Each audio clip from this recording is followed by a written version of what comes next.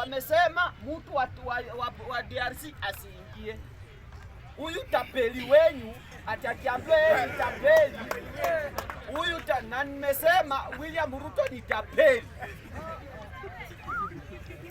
Sababu yeye hawezi kukubali maneno wananchi wauawe na ugonjwa alafu kwa sababu ya pesa.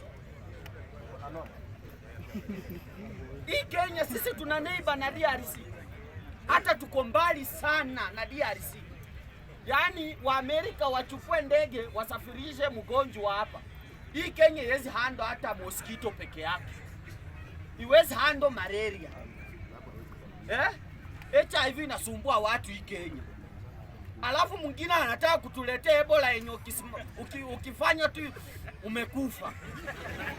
Bwana, hakuna mtu anaogopa William. Tutamwambia ukweli. Kama uko na madisi hayo wanaweza nikujia, we kuja. Bwana, mimi nitasema ukweli. Wakenya waezi enda kuuawa alafu mimi ninyamaze bwana. Saa ukishikwa saa hii na Ebola, nani atakutibu wewe? Hakuna. Ukienda saa hii Kenyatta hospital hapa, madawa hakuna. Ukienda Mama Lucy, watu wanakufa wakiwa kwa laini, ni malaria tu. Wewe Ebola utaezana nayo? Wacha tuambie huyu Kasongo ukweli. Na ni mtu bure sana. Mimi nataka kuambia hivi. At 2027 if you are not going to choose a president mwenye anatumia akili, tena mkuje kuchagua mtu mwenye anataka kusimama juu ya magari kila siku, tena mtaumia vile mnaumia saa hii. Kama mafuta yenyewe ameshindwa kuweka hapa, Ebola ndiye atezana naye. Mimi mnanisikia? Mimi mnanisikia?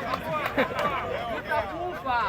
Ati mimi nikisema ati William Ruto ameleta Ebola hapa mkufe, ati ninaanza kupewa warning ati mimi naongea mbali. My friend, mtakufa. Na hiyo sio siri. Na ukishashikwa na Ebola hapa kwa kijiji, acha niwaulize. Unajua Ruto hataki kupeleka, nauliza rais. Si uchukua watu Ebola weke State House.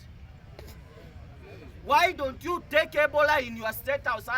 Sisi hata rais saa akipeleka Ebola State House, ashikwe na Ebola akufie huko, we have no problem. Utakuwa safe. Nimesikia mtu anakuja kusimama, kuna watu wanasema ati Uhuru Kenyatta ndiye alisaini ile kitu.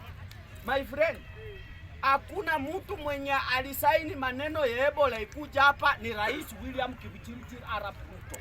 Watu waachane na Uhuru Muigai Kenyatta.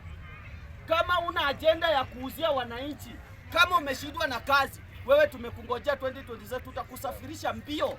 Tena hatutakupembeleza. Na rais, wacha nikuambie, unasemanga ati if there is no Kenya for us, there is no Kenya for you. Wewe ndio hii Kenya hutakuwa. Sisi tumesema, kwani rais huyu mtu mmoja atatushinda watu 58 million. Tutapiga kura, wewe iba. Si nilisikia Sudi akisema ati watajaza. Si wajaze basi. Mwenye alikuwa anaokoa Kenya alikufa, my friend.